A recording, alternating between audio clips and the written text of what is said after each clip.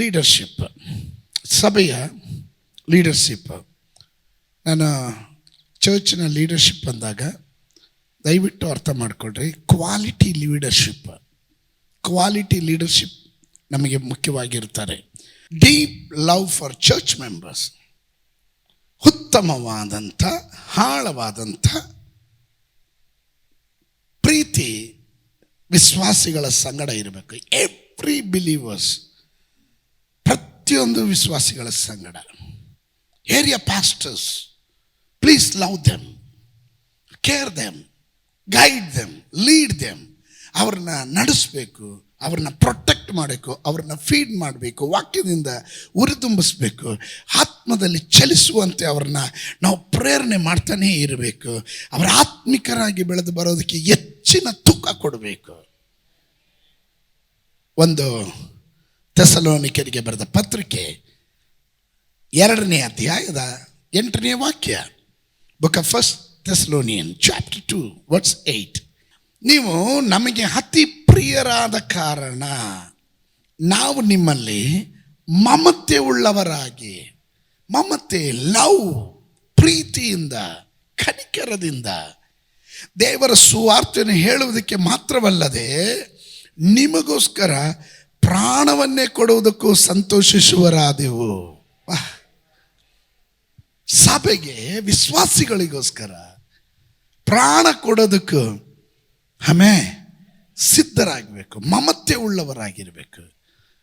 ಯೇಸು ಸ್ವಾಮಿ ತಾನು ಕುರಿಗಳ ಕುರಿತು ಹೇಳುವಾಗ ಹೀಗೆ ಹೇಳಿದನು, 99 ಕುರಿಗಳು ಮಂದಿಯಲ್ಲಿ ಇದ್ದರು, ತಪ್ಪಿಸ್ಕೊಂಡೋದಂಥ ಒಂದು ಕುರಿಯನ್ನು ಹುಡುಕೊಂಡು ಹೋಗ್ತಾ ಇದ್ದನು. ಯಾಕೆ ಗೊತ್ತಾ? ಅದು ಮೊಂಡು ಕುರಿ, ಅದು ದಾರಿ ತಪ್ಪಿದ ಕುರಿ, ಅದು ಮಂದೆಯಿಂದ ದೂರ ಹೋದ ಕುರಿ, ಫೆಲೋಶಿಪ್ಪಿಂದ ದೂರ ಹೋದ ಕುರಿನೇ ಇರ್ಬೋದು. ಬಟ್ ಆ್ಯಸ್ ಎ ಲೀಡರ್, ಒಂದು ಸಭೆಯ ನಾಯಕನಾಗಿ, ನೇತೃತ್ವ ಉಳ್ಳವನಾಗಿ, ಜವಾಬ್ದಾರಿ ಉಳ್ಳವನಾಗಿ ಆ ಮಂದೆಗೆ ಪುನಃ ಸೇರಿಸೋದಕ್ಕೆ ಪ್ರಯತ್ನ ಮಾಡಬೇಕು. ನಮ್ಮಲ್ಲಿ ಬರೋದೇನು ಗೊತ್ತಾ? ಹೋಗ್ಲಿ ಬಿಡು, ಆ ಕುಟುಂಬ ಹೋದ್ರೆ ಏನಂತೆ, ಸೋತ್ರ. See, don't neglect anybody. ಒಬ್ರು ತಪ್ಪು ಮಾಡಿದ್ರು, ಲಿಸನ್ ಟು ಮೀ, ದೇವ್ರ ವಾಕ್ಯದ ಪ್ರಮಾಣ ಹೇಳ್ಕೊಡ್ತೀನಿ.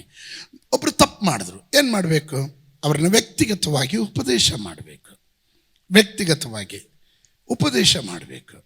ಕೇಳಲಿಲ್ವಾ? ಚೆನ್ನಾಗಿ ಸಮರ್ಥರಾಗಿರುವಂಥ ಜ್ಞಾನ ಉಳ್ಳವರು, ಪಕ್ವತೆ ಉಳ್ಳವರು ಹಿರಿಯರನ್ನು ಕರ್ಕೊಂಡೋಗಿ ಕುಂತ್ಕೊಂಡು ಮಾತಾಡಿ ಆತನಿಗೆ ಹೇಳ್ಕೊಡ್ಬೇಕು. ಅದಕ್ಕೂ ಅವನು ಬಗ್ಲಿಲ್ಲ, ಕೇಳಲ್ಲ ಅಂದರೆ ಕಡೆಗೆ ಸಭೆಗೆ ತಿಳಿಸ್ಬೇಕು. ಅಲ್ಲಿಂದನೂ ಅವನು ಯಾವುದು ಕೇಳಲಿಲ್ಲ ಅಂದರೆ ಬಿಟ್ಬಿಡ್ರಿ. ನಾನು ಪರ್ಸ್ನಲಾಗಿ ಕೆಲವರಿಗೆ ಕಾಲ್ ಮಾಡ್ತೀನಿ. ಇಫ್ ಐ ನೋ ಇವರಿಗೆ ಏನೋ ತೊಂದರೆ ಇದೆ ಅಂತ ಗೊತ್ತಾದರೆ, ಏರಿಯಾ ಪಾಸ್ಟರ್ಗಳು ನಮಗೆ ಸಮಂಜಸ್ಸಾಗಿ ಉತ್ತರ ಕೊಟ್ಟಿಲ್ಲ ಅಂದರೆ ನಾನು ಪರ್ಸ್ನಲಾಗಿ ಅವ್ರಿಗೆ ಕಾಲ್ ಮಾಡ್ತೀನಿ. ಏನಾಯಿತು ಅಂತ ವಿಚಾರಿಸ್ತೀನಿ. ಯಾಕಂದರೆ 2 ಕಡೆ ತಾಳೆ ನೋಡಬೇಕಲ್ಲ. ಪಾಸ್ಟರ್ ಹೇಳಿದ್ದು, ಲೀಡ್ರ್ ಹೇಳಿದ್ದು, ವಿಶ್ವಾಸಿ ಹೇಳ್ತಾ ಇರೋದು, 2ಕ್ಕೂ ತಾಳೆ ಆಗಬೇಕಲ್ಲ. ಸೊ ಮತ್ತೆ ಉಪದೇಶ ಮಾಡ್ತೀವಿ, ಪ್ರಯತ್ನ ಮಾಡ್ತೀವಿ. ಕೆಲವರು ಟೋನೇ ಚೇಂಜ್ ಮಾಡಿ ಮಾತಾಡ್ತಾರೆ.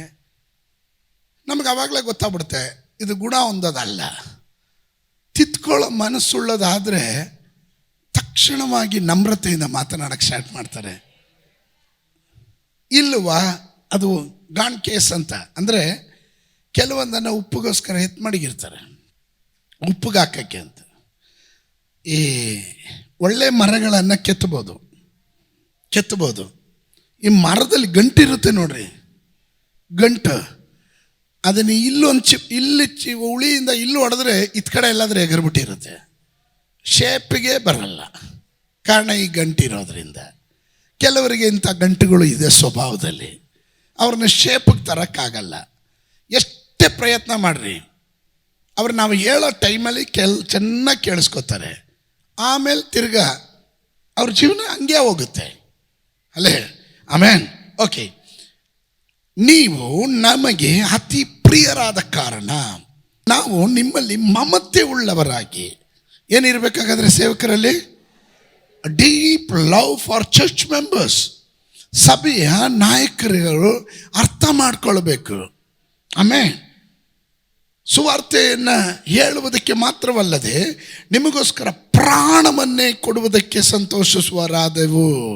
ಆಮೇಲೆ ನೆಕ್ಸ್ಟ್, ಸಭೆಯನ್ನು ಯಾವ ರೀತಿ ನಾವು ನಿಭಾಯಿಸ್ಕೊಂಡು ಹೋಗ್ಬೋದು, ಸಭೆಯ ಜವಾಬ್ದಾರಿಗಳನ್ನು ಯಾವ ರೀತಿ ನಿಭಾಯಿಸ್ಕೊಂಡು, how to manage in church manage ಮಾಡೋದು ಹೇಗೆ, ಸಭೆ ನಡೆಸೋದು ಎಲ್ಲರಿಗೂ ತೋರಿಸಿದ ಹಾಗೆ ಈಸಿ ಅನ್ಕೊಂಬೇಡ್ರಿ. ಒಂದು ಕುಟುಂಬ ನಿಮ್ಮ ಒಂದು ಕುಟುಂಬ ನಡೆಸೋದು ಎಷ್ಟು ಕಷ್ಟ ಅಂತ ನಿಮ್ಗೆ ಗೊತ್ತು. ಸಾವಿರಾರು ಕುಟುಂಬಗಳನ್ನು ಒಟ್ಟಿಗೆ ನಡೆಸಬೇಕು ಅಂದರೆ ಅದಕ್ಕೆ ಕೃಪೆ ಇರಬೇಕು, ಅದಕ್ಕೆ ಕರೆ ಇರಬೇಕು, ಅದಕ್ಕೆ ಅಭಿಷೇಕ ಇರಬೇಕು. ಆಮೇಲೆ ಈಸಿಯಾಗಿ ಹೇಳ್ಬಿಡೋದು, ಆ ಪಾಸ್ಟ್ರಿಗೆ ಏನು ಗೊತ್ತು, ಸುಮ್ಮನೆ ಹಂಗೆ ಅಂತಾರೆ ಅಂತ. ಆ ಪಾಸ್ಟ್ರಿಗೆ ಏನು ಗೊತ್ತು ಅಂತ ಕೇಳ್ದಲ್ಲ, ನಿನಗೇನು ಗೊತ್ತಿಲ್ಲ ಅಂತ ಹೇಳಿದ್ರೆ ನೀನು ಅಲ್ಲಿದ್ದೀಯ, ನಾನು ಇಲ್ಲಿದ್ದೀನಿ. ಆಮೇನ್. ಆಸ್ ಎ ಲೀಡರ್, ಒಂದು ಲೀಡರ್ ಉತ್ತಮವಾದ ಲೀಡರ್ಶಿಪ್ಪನ್ನು ಹೊರಗಡೆ ತರಬೇಕು, ಉತ್ತಮವಾದ ನಾಯಕತ್ವವನ್ನು ಹೊರಗಡೆ ತರಬೇಕು. ಆಮೇನ್.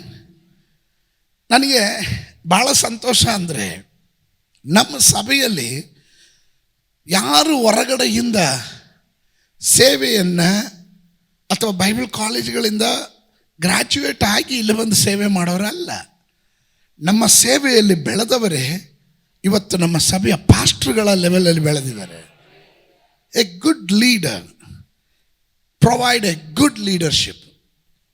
1 ತಿಮೋತಿ 5:17 ಚೆನ್ನಾಗಿ ಅಧಿಕಾರ ನಡೆಸುವ ಸಭೆಯ ಹಿರಿಯರನ್ನು ಅವರೊಳಗೆ ವಿಶೇಷವಾಗಿ ಪ್ರಸಂಗದಲ್ಲಿಯೂ ಉಪದೇಶದಲ್ಲೂ ಕಷ್ಟಪಡುವವರನ್ನ ಇಮ್ಮಡಿಯಾದ ಮಾನಕ್ಕೆ ಯೋಗ್ಯರೆಂದು ಎಣಿಸ್ಬೇಕು.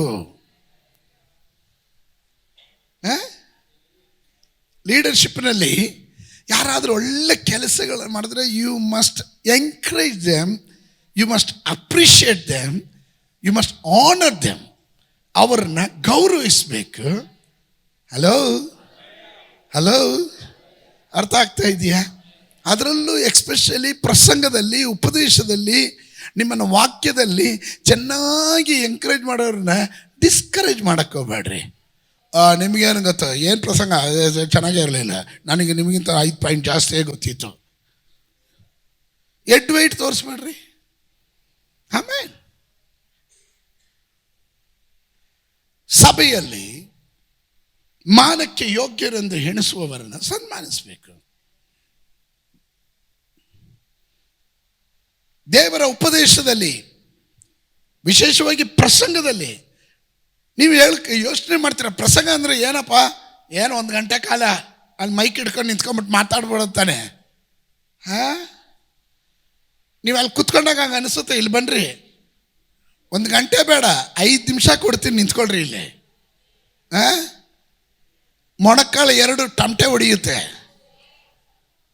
ಸ್ತೋತ್ರ. ಚಳಿಗಾಲದಲ್ಲೂ ಮಧ್ಯಾಹ್ನದ ಬಿಸಿಲಿನಲ್ಲಿ ಬೆವರ್ತೀರಾ? ಎಲ್ರಿಗೂ ಆಗಲ್ಲ, ಹಂಗೆ ಆಗುತ್ತೆ. ಹಂಗೆ ನೋಡ್ರಿ, ಸ್ತೋತ್ರ ಹೇಳಲಿಲ್ಲ. ಆಮೇಲೆ ಪ್ರಸಂಗದಲ್ಲಿ ಒಬ್ರು ಒಳ್ಳೆ ಪ್ರಸಂಗ ಮಾಡಿ ಬಂದರು, ಬೆನ್ ತಟ್ರಿ, ಅವ್ರನ್ನ ಎಂಕರೇಜ್ ಮಾಡ್ರಿ. ಗುಡ್, ಚೆನ್ನಾಗಿ ಪ್ರಸಂಗ ಮಾಡಿದ್ರಿ. ಆಮೇಲೆ ಒಳ್ಳೆ ಪಾಯಿಂಟ್ ಇತ್ತು, ಎಂಕರೇಜ್ ಮಾಡ್ರಿ, ಅವ್ರಿಗೂ ಸಂತೋಷ. ಸ್ತೋತ್ರ. ನಮ್ಮಲ್ಲಿ ನೋಡಿದ್ದೀನಿ ನಾನು, ಸುಮಾರು ಬೇರೆ ಯಾರಿಗೂ ಅಪ್ರಿಷಿಯೇಟ್ ಮಾಡ್ತಾರೆ, ನಮ್ಮ ಸಭೆಯವ್ರನ್ನ ಒಂದು ಸತಿನೂ ಒಪ್ಕೊಳ್ಳಲ್ಲ ನಮ್ಮ ವಿಶ್ವಾಸಿಗಳು. ಯಾಕೆ ಗೊತ್ತಾ, ಈ ಮಲ್ಲಿಗೆ ಹೂವಿನ ಘಮ ಮನೆಯವರಿಗೆ ಯಾವ ಎಫೆಕ್ಟು ಇಲ್ವಂತೆ. ಸ್ತೋತ್ರ. ಡೈಲಿ ನನ್ನ ಹೆಂಡತಿ ಅಡುಗೆ ಮಾಡಿಕೊಟ್ಟು ತಿಂತೀವಿ ನಾವು. ಅವಳಿಗೊಂದು ಥ್ಯಾಂಕ್ಸು ಹೇಳಲ್ಲ. ಆದರೆ ಯಾವತ್ತಾದರೂ ಒಬ್ಬರು ಯಾರಾದರೂ ಅಡುಗೆ ಮಾಡಿಕೊಟ್ಬಿಟ್ರೆ ಎಷ್ಟು ಥ್ಯಾಂಕ್ಸ್ ಹೇಳ್ತೀವಿ ಅಲ್ವಾ? ಕೆಲವೊಮ್ಮೆ ನಮಗೆ ಗೊತ್ತಿಲ್ಲದೆ ಗೌರವವನ್ನು ಸಲ್ಲಿಸಬೇಕಾದ ಸ್ಥಳಗಳಲ್ಲಿ ಸಲ್ಲಿಸದೆ ಹೋಗ್ಬಿಡ್ತೀವಿ. ದಯವಿಟ್ಟು ನಿಮ್ಮ ಏರಿಯಾಗಳಲ್ಲಿ ಫಸ್ಟ್ ಆಫ್ ಆಲ್ ನಾನು ಒಂದು ಹೇಳ್ತೀನಿ ಕೇಳ್ರಿ, ಫೆಲೋಶಿಪ್ ಇಸ್ ವೆರಿ ಇಂಪಾರ್ಟೆಂಟ್. ಲೀಡರ್ಶಿಪ್ಪಲ್ಲಿ ಇರುವಂಥವ್ರಿಗೆ ಫೆಲೋಶಿಪ್ ಇಸ್ ವೆರಿ ಇಂಪಾರ್ಟೆಂಟ್. ನಿಮ್ಮ ಕುಟುಂಬ ಬೆಳೆಯೋದು ಎಲ್ಲಿ ಗೊತ್ತಾ? ಆತ್ಮಿಕವಾಗಿ ಬೆಳೆಯೋದು ಎಲ್ಲಿ ಗೊತ್ತಾ? ಫೆಲೋಶಿಪ್ನಲ್ಲಿ, ಅನ್ಯೋನ್ಯತೆ ಕೂಟಗಳಲ್ಲಿ. ಯಾವುದಾದ್ರೂ ಸಭೆಯ ಸೇವೆಯನ್ನು ಮಾಡಬೇಕಾದ್ರೆ ಹಿರಿಯರನ್ನು ಆಯ್ಕೆ ಮಾಡಿ ಅವರಿಗೆ ಜವಾಬ್ದಾರಿಯನ್ನು ಕೊಡುವಾಗ delegate work to a capable people, ಸಮರ್ಥರಾದವರ ಕೈಯಲ್ಲಿ ಒಪ್ಪಿಸ್ಬೇಕು. ನಾನು ಐ ವಿಲ್ ಐಡೆಂಟಿಫೈ ಪೀಪಲ್, ಅವರು ಈ ಫೀಲ್ಡಲ್ಲಿ ಯಾರು, ನಾನು ಅವ್ರ ಕೈ ಕೊಡ್ತೀನಿ, ನೀವು ಈ ಜವಾಬ್ದಾರಿ ಮಾಡ್ರಿ ಅಂತ. ಯಾಕೆ? ಅವರು ಆ ಫೀಲ್ಡಲ್ಲಿ ಪಳಗಿರೋರು. ಆಮೇಲೆ ಏನಾದರೂ ಬೇಕು ಅಂದರೆ, ನನ್ನ ಐಡಿಯಾ ಇತ್ತು ಅಂದರೆ, ನನಗೆ ಅದರಲ್ಲಿ ಅನುಭವ ಇದ್ದರೆ ನಾನು ಒಂದು ಸ್ವಲ್ಪ ಕೊಸರಾಗ್ತೀನಿ. ಯಾರು ಸಮರ್ಥರಾಗಿರ್ತಾರೋ ಅಂಥವ್ರಿಗೆ ಜವಾಬ್ದಾರಿ ಕೊಡಬೇಕು. ಈಗ ನೋಡ್ರಿ, ಕೆಲವೊಮ್ಮೆ ಲೀಡರ್ಶಿಪ್ನಲ್ಲಿ ನಾವು ಕೆಲವ್ರನ್ನ ಆಯ್ಕೆ ಮಾಡಬೇಕಾದ್ರೆ ಎಲ್ಲರೂ ಬರ್ತಾರೆ, ನನ್ನ ಮೇಲೆ ಪ್ರೀತಿ ಇಲ್ಲ ನೋಡಿ, ನನ್ನನ್ನು ಆಯ್ಕೆ ಮಾಡಲಿಲ್ಲ. ಇದು ಆಯ್ಕೆ ಅನ್ನೋದು ಸಮರ್ಥರಾಗಿರುವವರನ್ನು ಆ ಸ್ಥಾನಕ್ಕೆ ನೇಮಿಸ್ಬೇಕು. ಹೌದಲ್ವಾ? ನಾನು 25 ವರ್ಷದಿಂದ ಸಭೆಗೆ ಬರ್ತಾ ಇದ್ದೀನಿ, ನನ್ನನ್ನು ಪಾಸ್ಟರ್ ಮಾಡಲಿಲ್ಲ, ನಿನ್ನೆ ಮನೆ ಬಂದವ್ರನ್ನ ಪಾಸ್ಟರ್ ಮಾಡಿಬಿಟ್ಟಿದ್ದೀರಾ? ಸಾರ್, ನೀವು ಮೊದಲು ಪ್ರಾರ್ಥನೆ ಮಾಡೋದು ಕಳೀರಿ ಸಾರ್. ಪ್ರಾರ್ಥನೆನೇ ಮಾಡಕ್ಕೆ ಬರಲ್ಲ ನೀವು. ನಿನ್ನೆ ಮನೆ ಬಂದವರು ಭಾಳ ಫೈರಿ ಪ್ರೀಚರ್ ಆಗಿದ್ದಾರೆ. ನಿನ್ನ ಪ್ರಾಯ ನೋಡಿದ್ರೆ ನೀನು ಉಪದೇಶಿ ಆಗಬೇಕಾಗಿತ್ತು. ಈಗಲೂ ಅಮ್ಮ ಹಾಲು ಕೊಡು ಅಂದ್ಕೊಂಡಿದೀಯಾ? ಸಮರ್ಥರಾಗಿರುವವರನ್ನು ಜವಾಬ್ದಾರಿಗಳನ್ನು ಕೊಡಬೇಕು. ಅಪೊಸ್ತಲ ಕೃತ್ಯಗಳು 6ನೇ ಅಧ್ಯಾಯ 1ನೇ ವಾಕ್ಯದಿಂದ 4ನೇ ವಾಕ್ಯ. Book of Acts chapter 6 verse 1 to 4. ಆ ದಿವಸಗಳಲ್ಲಿ ಶಿಷ್ಯರು ಹೆಚ್ಚುತ್ತಾ ಬರಲಾಗಿ ಅವರೊಳಗೆ ಗ್ರೀಕ್ ಭಾಷೆಯವರು ಇಬ್ರಿಯ ಭಾಷೆಯವರ ಮೇಲೆ ದಿನ ದಿನ ಉಪಚಾರದಲ್ಲಿ ನಮ್ಮ ವಿಧವೆಯರನ್ನು ಸರಿಯಾಗಿ ಪರಂಪರಿಸುವುದಿಲ್ಲವೆಂದು ಗುಣಗುಟ್ಟಿದರು. ಆಗ 12 ಮಂದಿ ಅಪೊಸ್ತಲರು ಶಿಷ್ಯ ಮಂಡಳಿಯನ್ನು ಕೂಡಿಸಿ, ನಾವು ದೇವರ ವಾಕ್ಯ ಉಪದೇಶವನ್ನು ಬಿಟ್ಟು ಉಪಚಾರ ಮಾಡ್ತಿರೋದು ತಕ್ಕದಲ್ಲ. See, sometimes I don't get involved with everything. ನಾನು ಎಲ್ಲದಕ್ಕೂ ಮೂಗು ತೂರ್ಸಕ್ಕೆ ಹೋಗಲ್ಲ. ದಯವಿಟ್ಟು ಪಾಸ್ಟರ್ಗಳು, ಪಾಸ್ಟರ್ ಅಮ್ಮಂದಿರು ಚೆನ್ನಾಗಿ ಗಮನಿಸ್ಕೊಳ್ರಿ. Don't put your nose into every matter. ಎಲ್ಲದಕ್ಕೂ ಮೂಗು ತೂರ್ಸಕ್ಕೆ ಹೋಗ್ಬೇಡ್ರಿ. ಒನ್ ಮ್ಯಾನ್ ಶೋ ಅಂತೀವಿ, ಅದು ಮಾಡೋಕ್ಕೆ ಹೋಗ್ಬೇಡ್ರಿ. I believe in team work. ನಾನು ಯಾವಾಗಲೂ ಟೀಮ್ ವರ್ಕನ್ನು ನಂಬ್ತೀನಿ. ನಾನು ಒಬ್ರಿಗೆ ಜವಾಬ್ದಾರಿ ಕೊಟ್ಟರೆ ಆ ಜವಾಬ್ದಾರಿ ಅವರಿಗೆ, ಅವರು ಅದನ್ನು ನಿಭಾಯಿಸಬೇಕು. ಅವ್ರಿಗೆ ನಿಭಾಯಿಸೋಕ್ಕಾಗಲಿಲ್ಲ ಅಂದರೆ ಅಲ್ಲಿ ಏನು ಪ್ರಾಬ್ಲಮ್ ಇದೆಯೋ ಅದನ್ನು ಸಾಲ್ವ್ ಮಾಡೋದಕ್ಕೆ ನಾವು ಹೆಲ್ಪ್ ಮಾಡ್ತೀವಿ. ನಿಮ್ಗೆ ಅರ್ಥ ಆಗ್ತಾ ಇದೆಯಾ? ನೀವೊಂದು ಆಮೇಲೆ ಹೇಳ್ರಿ, ಸ್ತೋತ್ರ ಹೇಳಿ. ಉಪದೇಶ ಮಾಡೋದಕ್ಕೆ ಪಾಸ್ಟರ್ ಮಿನಿಸ್ಟ್ರಿ ಮಾಡುವವರು, ಪಾಸ್ಟರ್ ಮಿನಿಸ್ಟ್ರಿಯಲ್ಲಿ ಇರೋರು ಚೆನ್ನಾಗಿ ಅರ್ಥ ಮಾಡ್ಕೊಳ್ರಿ. ಡೋಂಟ್ ಪುಟ್ ನಿಮ್ಮ ಸಮಯ, ಇಟ್ಸ್ ವ್ಯಾಲ್ಯುಬಲ್. ನಿಮ್ಮ ಸಮಯ ಭಾಳ ಮುಖ್ಯ. ನಮ್ಮ ಜವಾಬ್ದಾರಿ ಉಪದೇಶ ಮಾಡೋದ್ರಲ್ಲಿ, ಪ್ರಸಂಗ ಮಾಡೋದ್ರಲ್ಲಿ, ಪ್ರಾರ್ಥನೆ ಮಾಡೋ ವಿಷಯದಲ್ಲಿ ಹೆಚ್ಚಾಗಿ ನಾವು ಅದಕ್ಕೆ ಸಮಯ ಕೊಡಬೇಕು. ಇವರು ಕಚ್ಚಾಡ್ತಾ ಇದ್ದಾರೆ ಅಂದರೆ ಅದ್ರ ಒಳಗಡೆ ಹೋಗಿ ನಾವು ಮೂಗು ತೂರಿಸ್ಕೊಂಡು ನಮ್ಮ ಟೈಮ್ ವೇಸ್ಟ್ ಮಾಡಬಾರ್ದು. ಅದಕ್ಕೆ ಏರಿಯಾ ಲೀಡ್ರ್ಗಳು ಯಾರು ಇರ್ತಾರೋ ಅವ್ರುಗಳು ನೋಡ್ಕೊಬೇಕು. ಅಲ್ಲಿ ಏನು ಆಗಲಿಲ್ಲ ಅಂದ್ರೆ ಕಡೆಗೆ ನಮ್ಮ ಹತ್ರ ಬರಲಿ. ಅಪೊಸ್ತಲರು 12 ಅಪೊಸ್ತಲರು ಹಾಗೆ ಮಾಡಿದ್ದು ನೋಡ್ರಿ. ಅವ್ರು ಏನು ಮಾಡಿದ್ರು? 2ನೇ ವಾಕ್ಯ ಗಮನಿಸ್ರಿ. ಆಗ 12 ಮಂದಿ ಅಪೊಸ್ತಲರು ಶಿಷ್ಯರ ಮಂಡಳಿಯನ್ನು ಕೂಡಿಸಿ, ನಾವು ದೇವರ ವಾಕ್ಯ ಉಪದೇಶವನ್ನು ಬಿಟ್ಟು ಉಪಚಾರ ಮಾಡುತ್ತಿರುವುದು ತಕ್ಕದ್ದಲ್ಲ. ಆದ್ದರಿಂದ ಸಹೋದರರೇ, ಸಂಭಾವಿತರು ಅಂದರೆ ಏನು? ಸಮರ್ಥರು, ಪವಿತ್ರಾತ್ಮ ಭರಿತರು, ಜ್ಞಾನ ಸಂಪನ್ನರು ಆಗಿರುವ 7 ಮಂದಿಯನ್ನು ನಿಮ್ಮೊಳಗಿಂದ ನೋಡಿ ಆರಿಸ್ಕೊಳ್ರಿ. ಇದನ್ನು ಹ್ಯಾಂಡ್ಲ್ ಮಾಡೋದಕ್ಕೆ ಒಂದು ಟೀಮ್ ರೆಡಿ ಮಾಡ್ರಿ. ಇಂಥ ವಿಷಯವನ್ನು ಹ್ಯಾಂಡ್ಲ್ ಮಾಡೋಕ್ಕೆ ಒಂದು ಟೀಮ್ ರೆಡಿ ಮಾಡ್ರಿ. ಅವರು ಜ್ಞಾನವುಳ್ಳವರಾಗಿರಬೇಕು, ದೈವ ಭಯವುಳ್ಳವರಾಗಿರಬೇಕು, ಸಂಪನ್ನರಾಗಿರಬೇಕು, ಜ್ಞಾನ ಸಂಪನ್ನರಾಗಿರಬೇಕು.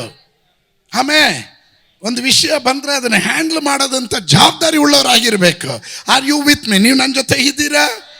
ಲೀಡರ್ಶಿಪ್ನಲ್ಲಿ quality leaders we needed. Youngsters must come. ಯವನಸ್ಥರು ಬರಬೇಕು, ಮುಂದೆ ಲೀಡರ್ಶಿಪ್ ಕ್ವಾಲಿಟಿಯನ್ನು ಕಲ್ತ್ಕೊಬೇಕು. ಸಂಭಾವಿತರು ಪವಿತ್ರಾತ್ಮ ಭರಿತರಾಗಿರ್ಬೇಕು. ಪವಿತ್ರಾತ್ಮ ಭರಿತರಾಗಿಲ್ಲ ಅಂದರೆ ಪ್ರಾಬ್ಲಮ್ ಇರುತ್ತೆ. ಜ್ಞಾನ ಸಂಪನ್ನರಾಗಿರ್ಬೇಕು. ಅಂಥವ್ರನ್ನ ನೀವೇ ನೋಡಿ, ನೀವೇ ಆರಿಸ್ಕೊಳ್ರಿ. ಅವರನ್ನು ಈ ಕೆಲಸದ ಮೇಲೆ ನೇಮಿಸುವೆವು. ನಾವಾದರೂ ಯಾರು? ನಾವಾದರೂ ಪಾಸ್ಟರಲ್ ಮಿನಿಸ್ಟ್ರಿ ಮಾಡುವವರು, ಸೇವೆ ಮಾಡುವವರು. ನಾವಾದರೂ ಪ್ರಾರ್ಥನೆಯನ್ನು ವಾಕ್ಯೋಪದೇಶವನ್ನು ಮಾಡುವುದರಲ್ಲಿ ನಿರತರಾಗಿರುವೆವು ಎಂದು ಹೇಳಿದನು. ಆಮೇಲೆ ನಮ್ಮ ಜವಾಬ್ದಾರಿ ದೊಡ್ಡದು. ಒಂದು ಗಂಟೆ ಪ್ರಸಂಗ ಮಾಡೋರು. ಒಂದು ದೈವ ಸೇವಕರು ಹೀಗೆ ಹೇಳಿದ್ರು, ಅವರು ಪ್ರಸಂಗ ಮಾಡುವಾಗ ಮೈಕ್ ಸ್ಟ್ಯಾಂಡಲ್ಲಿಟ್ಟು ಈಗ ನಿಂತ್ಕೊಂಡು ಪ್ರಸಂಗ ಮಾಡೋರು. 1 ಗಂಟೆ ಪ್ರಸಂಗ ಮಾಡುವಂದರೆ ಅವ್ರು ಹೇಳಿದಂಥ ಮಾತು, ನಾನು ಮಾಡುವಂಥ 1 ಗಂಟೆ ಪ್ರಸಂಗ ಕೂಲಿ ಕೆಲಸ ಮಾಡುವಂಥ 8 ಗಂಟೆ ಕೂಲಿ ಕೆಲಸ ಮಾಡೋದಕ್ಕೆ ಸಮವಾಗಿರುತ್ತೆ ಅಂತ. ನಾನು ಯೋಚನೆ ಮಾಡಿದೆ, ನಿಂತ್ಕೊಂಡು ಹಂಗೆ ಪ್ರಸಂಗ ಮಾಡುವಂಥ ಅವರು 1 ಗಂಟೆ 8 ಗಂಟೆಗೆ ಸಮ ಅಂತ ಹೇಳಿದ್ರೆ, ಓಡಾಡಿಕೊಂಡು ಆರ್ಭಟಿಸಿ ಪ್ರಸಂಗ ಮಾಡುವ ನನ್ನ ವಿಷಯ ಯೋಚನೆ ಮಾಡಿದ್ರ?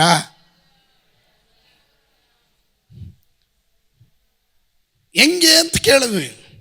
ಅವಾಗ ಅವ್ರು ಹೇಳಿದಂಥ ಮಾತು, ಅವರ ಶರೀರದಲ್ಲಿ ಕಷ್ಟ ಬೀಳ್ತಾರೆ, ನಮ್ಮ ಮನಸ್ಸಿನಲ್ಲಿ ಥಿಂಕಿಂಗ್. ಆಮೇಲೆ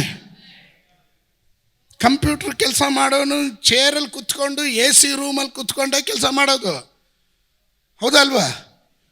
8 ಗಂಟೆ ಕಾಲ ಬಿಸಿಲಲ್ಲಿ ಒಣಗಿ ಕಷ್ಟ ಬಿದ್ದು ದುಡಿಯೋನು ಅವನು ಕೆಲಸ ಮಾಡೋನೆ.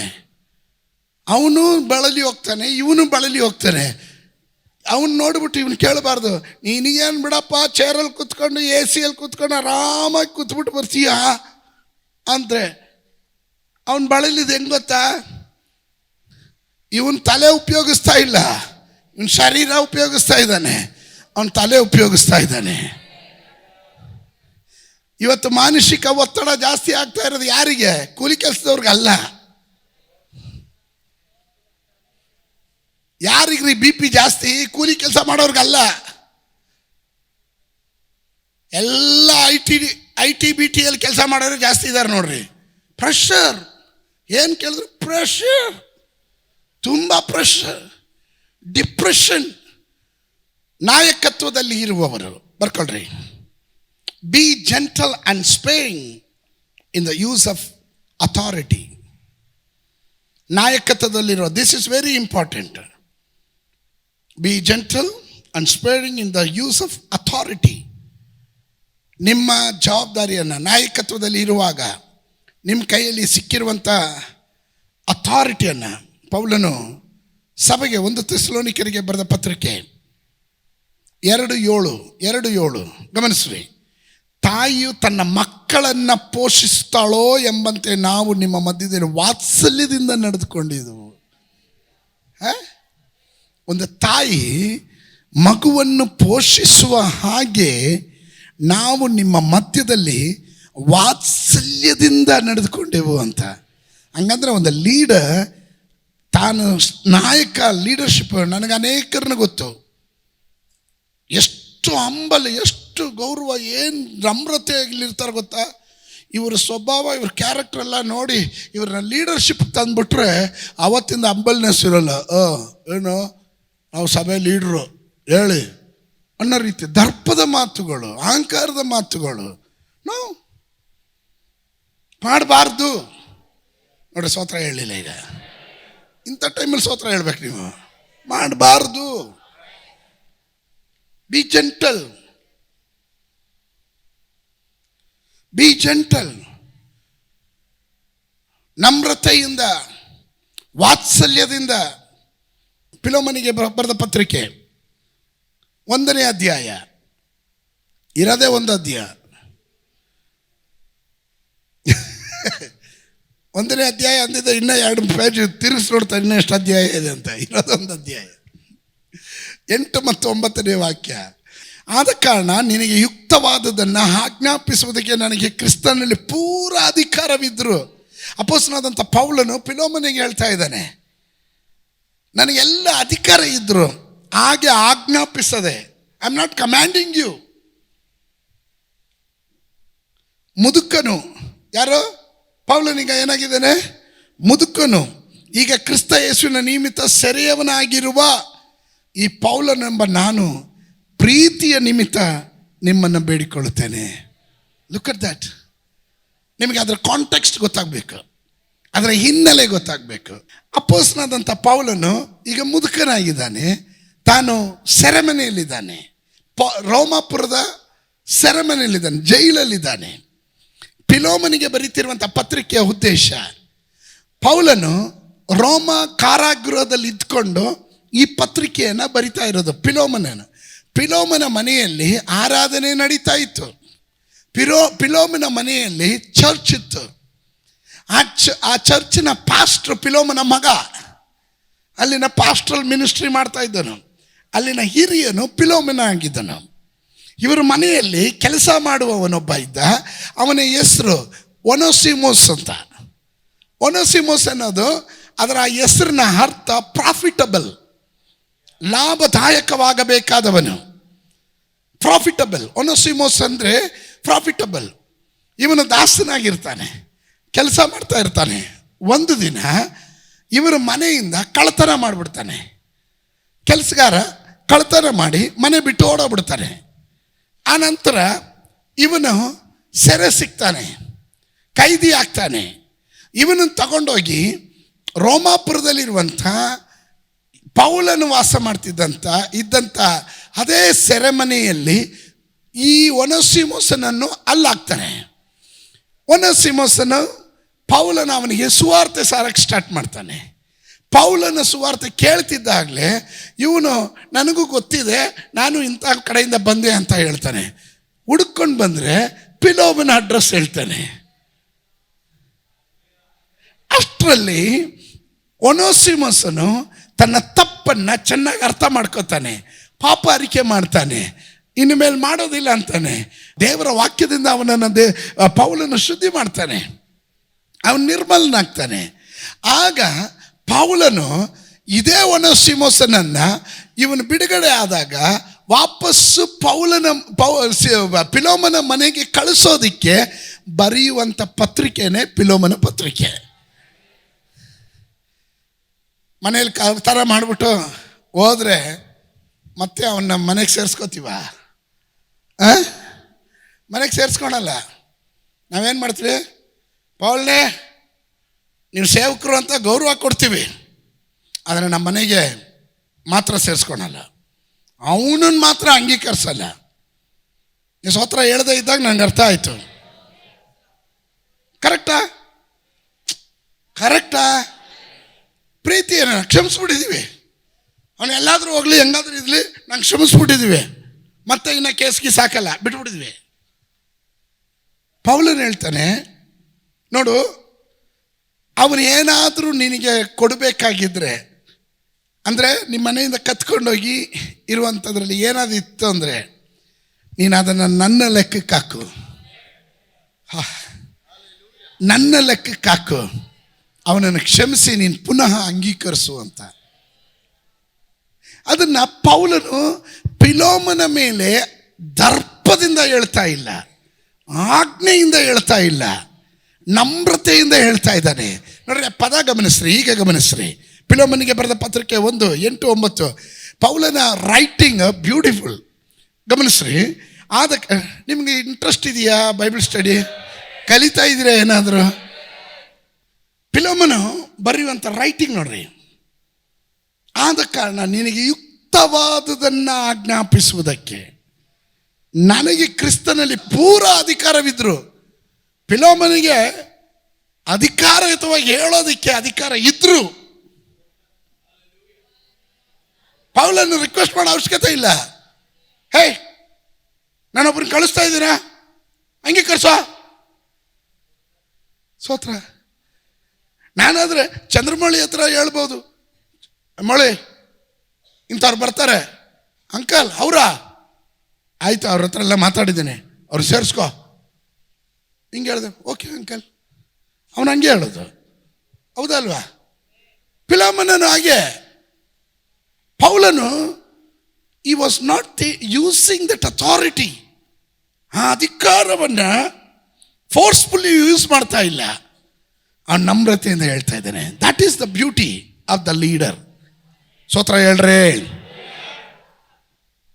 ನನಗೆ ಅಧಿಕಾರ ಇದ್ರು ಹಾಗೆ ಆಜ್ಞಾಪಿಸದೆ, ಅಲ್ಲೊಂದು ಪ್ರಸ್ತಾಪ ಮಾಡ್ತಾ ನೋಡ್ರಿ, ಮುದುಕನು, ನನಗೆ ವಯಸ್ಸಾಗಿದೆ, ಈಗ ಕ್ರಿಸ್ತ ಯೇಸುವಿನ ನಿಮಿತ್ತ ಸೆರೆಯವನು ಆಗಿರುವ ಈ ಪೌಲನೆಂಬ ನಾನು ಪ್ರೀತಿಯ ನಿಮಿತ್ತ ನಿನ್ನನ್ನು ಬೇಡ್ಕೊಳ್ತಾ ಇದ್ದೀನಿ.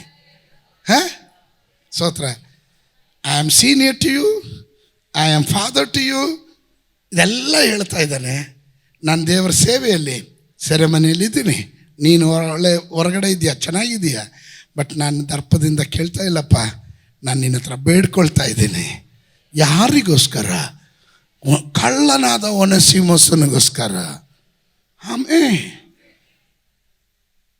ಇದರಲ್ಲಿ ವಾಟ್ ಯು ಫೈಂಡ್, ನೀವೇನು ಕಂಡಿಡ್ಕೊಂಡ್ರಿ?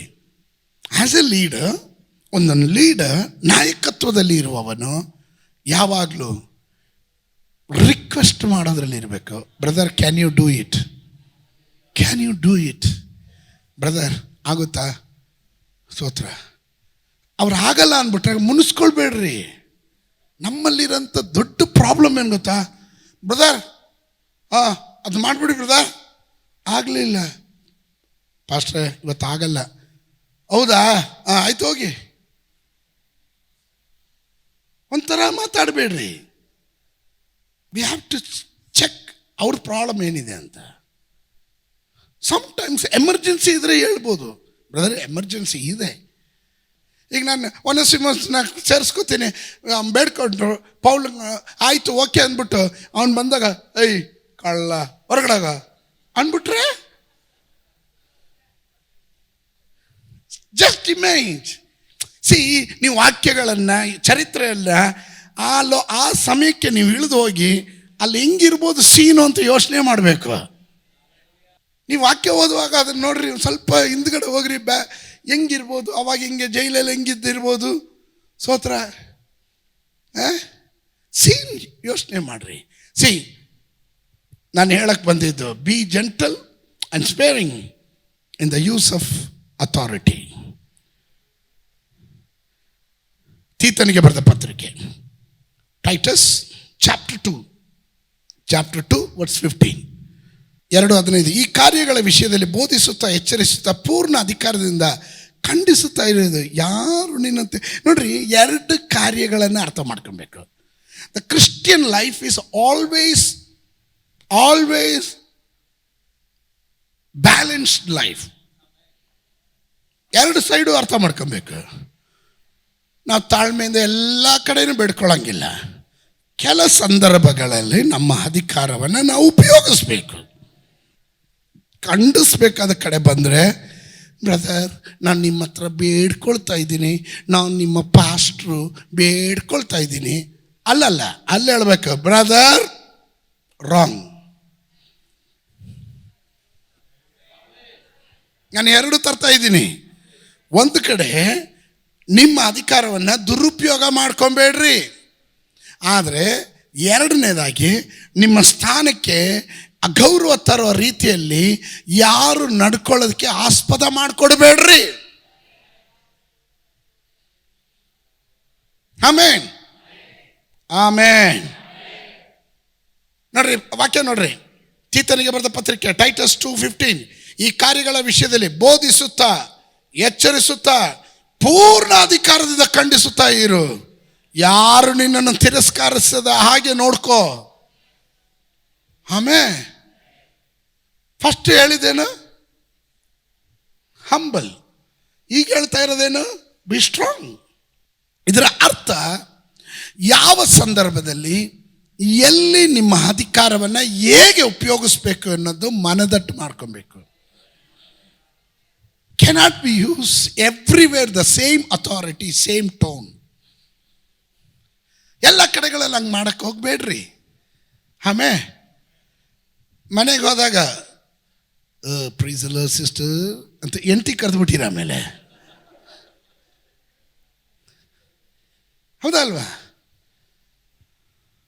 ಮಕ್ಕಳು ಒಬ್ಬ ಇದ್ದ ನಮ್ಮಲ್ಲಿ, ಅಯ್ಯೋ ಆ ಕುಟುಂಬದಲ್ಲಿ ಏನು ಪ್ರಾಬ್ಲಮ್ ಇತ್ತು ಗೊತ್ತಾ?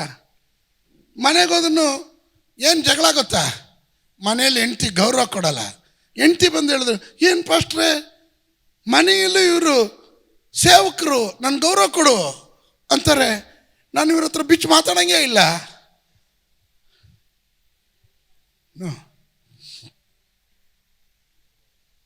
ನಾನು ಹೇಳಿದ್ನಲ್ಲ, ನಾನು ಹೆಂಡ್ತಿ ಕೊತ್ತಂಬರಿ ತಗೊಂಬ ಅಂದರೆ ನಾನು ನೋಡೋಕೆ ತಗೊಂಬರ್ಬೇಕು.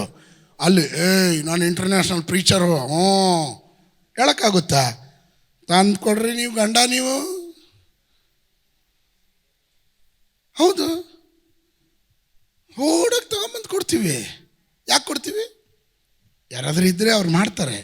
ಅತ್ಯವಶ್ಯಕ ಬೇಕಾದರೆ ನನ್ನ ಮನೆ ಕಾರ್ಯ ನಾನೇ ಮಾಡ್ಬೇಕು. ಸ್ತೋತ್ರ. ಆವಾಗ ನಾನು ಪಾಸ್ಟ್ರು ಹಂಗಿನ ಹಾಕ್ಕೊಂಡು, ನಾನು ಪಾಸ್ಟ್ರು, ನನ್ನ ಹತ್ರ ಹಿಂಗೆಲ್ಲ ಮಾತಾಡೋದು ಸರಿಯಲ್ಲ ಮಗಳೇ, ನನ್ನ ಅಧಿಕಾರದಿಂದ ನಿನ್ನನ್ನು ನಾನು ಗದರಿಸ್ತಾ ಇದ್ದೀನಿ, ಖಂಡಿಸ್ತಾ ಇದ್ದೀನಿ ಹಂಗೆಲ್ಲ ಮಾತಾಡಕ್ಕೆ ಹೋಗ್ಬಿಟ್ರೆ ಕರ್ಕೊಂಡು ನಿಮ್ಯಾನ್ಸ್ ಕರ್ಕೊಂಡೋಗಿ ಅಡ್ಮಿಟ್ ಮಾಡಿಬಿಡ್ತಾರೆ. ಯು ಮಸ್ಟ್ ಸಿ, ಯಾವಾಗಲೂ ವಾಕ್ಯದಲ್ಲಿ ಪರಿಜ್ಞಾನ ಉಳ್ಳವರಾಗಿರ್ರಿ. ಒಂದು ವಾಕ್ಯ ಹಿಡ್ಕೊಂಡು ಹೋಗ್ಬೇಡ್ರಿ, ಬ್ಯಾಲೆನ್ಸ್ ಮಾಡಿರಿ. ಆಮೇಲೆ exercise the authority where it is necessity. ನಿಮ್ಗೆ ಎಲ್ಲಿ ನೆಸೆಸಿಟಿ ಇದೆಯೋ ಅದನ್ನು ಅಧಿಕಾರವನ್ನು ಉಪಯೋಗಿಸ್ರಿ, ಉಪಯೋಗಿಸ್ಬೇಡ ಅಂತ ಹೇಳಲಿಲ್ಲ. ಕಡೆಯದಾಗಿ 2 ಥೆಸಲೋನಿಕರಿಗೆ ಬರೆದ ಪತ್ರಿಕೆ, 2 Thessalonians chapter 3. I'm going to stop now. 3ನೇ ಅಧ್ಯಾಯದ 7, 8, 9 ವಾಕ್ಯಗಳು. Be an example for church member to imitate. Be an example for church members to imitate. ನಿನ್ನನ್ನು ಹಿಂಬಾಲಿಸತಕ್ಕಂತೆ ನೀನೇ ಒಂದು ಮಾದರಿ ಉಳ್ಳವರಾಗಿರ್ರಿ. 2 ಥೆಸಲೋನಿಕ 3:7 ನೀವು ನಮ್ಮನ್ನು ಅನುಸರಿಸಿ ಹೇಗೆ ನಡೆಯಬೇಕೆಂದು ನೀವೇ ಬಲ್ಲಿರಿ. ನಾವು ನಿಮ್ಮಲ್ಲಿ ಅಕ್ರಮವಾಗಿ ನಡೆಯಲಿಲ್ಲ, ನಾವು ಹಣ ಕೊಡದೆ ಯಾರ ಬಳಿಯಲ್ಲೂ ಊಟ ಮಾಡಲಿಲ್ಲ, ನಿಮ್ಮಲ್ಲಿ ಒಬ್ಬರಿಗೂ ಭಾರವಾಗಬಾರದೆಂದು ಹಗಲಿರುಳು ಕಷ್ಟದಿಂದಲೂ ಪ್ರಯಾಸದಿಂದ ದುಡಿದು ಜೀವನ ಮಾಡಿಕೊಂಡೆವು. ನಿಮ್ಮಿಂದ ಪೋಷಣೆ ಹೊಂದುವುದಕ್ಕೆ ನಮಗೆ ಹಕ್ಕಿಲ್ಲವೆಂದು ಹಾಗೆ ಮಾಡಲಿಲ್ಲ. ನೀವು ನಮ್ಮನ್ನು ಅನುಸರಿಸುವುದಕ್ಕಾಗಿ ನಿಮಗೆ ಮಾದರಿಯಾಗಿರೋಣವೆಂದೇ ಮಾಡಿದೆವು. ಹಲ್ಲೆಲೂಯಾ. ಅಪೊಸ್ತಲನಾದ ಪೌಲನು ನೀಟಾಗಿ ಹೇಳ್ತಾರೆ ನೋಡ್ರಿ. I do same thing. ನಮ್ಮ ಮನೆಯಲ್ಲಿ ನಾನು ಪಾಸ್ಟ್ರು, ಯಾರು ಬಂದು ಏನು ಕೆಲಸ ಮಾಡಿದ್ರು ಐ ಮೇಕ್ ಶ್ಯೂರ್ ಆ ಕೆಲಸದ ಕೂಲಿ ಅವ್ರ ಕೈಯಲ್ಲಿ ಕೊಟ್ಟಿರಬೇಕು. ಯಾಕೆ ಅವರು ಹತ್ತು ಕಡೆ ಹೋಗ್ಬಿಟ್ಟು ಯಾವಾಗಲೂ ಆ ಪಾಸ್ಟರ್ ಕರೆದು ಕೆಲಸ ಮಾಡಿಸ್ಕೊತಾರೆ, ₹1 ಕೊಡಲ್ಲ. ಸ್ತೋತ್ರ ಮಾಡಬೇಡ್ರಿ. ನಮ್ಮ ಮನೆಗೆ ಪ್ರತಿಯೊಂದು ಎಲೆಕ್ಟ್ರಿಕಲ್ ಆಗಲಿ, ಪ್ಲಂಬಿಂಗ್ ಆಗಲಿ, ಎಂಥ ಕಾರ್ಯಗಳಾಗಲಿ ಬಂದು ಮಾಡಿದಾಗ ಅವ್ರದ್ದು ಕೂಲಿ ಅವ್ರು ಬೇಡ ಅಂದ್ರೂ ಅವ್ರ ಪಾಕೆಟಲ್ಲಿ ತುರ್ಕೆ ಕಳಿಸೋದು. ಡೋಂಟ್ ಮಿಸ್ಯೂಸ್ ಬಿಲೀವರ್ಸ್ನ ವಿಶ್ವಾಸಿಗಳನ್ನು ಮಿಸ್ಯೂಸ್ ಮಾಡ್ಕೊಬೇಡ್ರಿ. ನಾಳೆ ಅವರು ಹೊರಗಡೆ ಹೋಗಿ ನಿಮ್ಮ ಬಗ್ಗೆ ಕೆಟ್ಟದಾಗಿ ಮಾತಾಡ್ತಾರೆ. ಅಧಿಕಾರ ಇದೆ. ನಿಮಗೋಸ್ಕರ ಪ್ರಾರ್ಥನೆ ಮಾಡಿಲ್ವಾ ಬ್ರದರ್, ಮಾಡಿ ಬ್ರದರ್ ಅಂತ ಹೇಳ್ಬೋದು, ಅಧಿಕಾರ ಇದೆ. ಆದರೆ ಆ ಅಧಿಕಾರವನ್ನು ಎಲ್ಲಿ ಉಪಯೋಗಿಸ್ಬೇಕು? ದೇವರ ರಾಜ್ಯಕ್ಕಾಗಿ, ಸೇವೆಗಾಗಿ ಸಂದರ್ಭ ಬಂದಾಗ ಉಪಯೋಗಿಸ್ರಿ. ನಿಮ್ಮ ಸ್ವಕಾರ್ಯಕ್ಕೆ ಬಂದಾಗ ಅದನ್ನು ದುರುಪಯೋಗ ಮಾಡ್ಕೊಬೇಡ್ರಿ. Amen. We must learn a quality leadership. ಅದಕ್ಕೆ ಒಪ್ಪುವವರು ಮಾತ್ರ ಒಂದು ಆಮೇನ್ ಹೇಳ್ರಿ.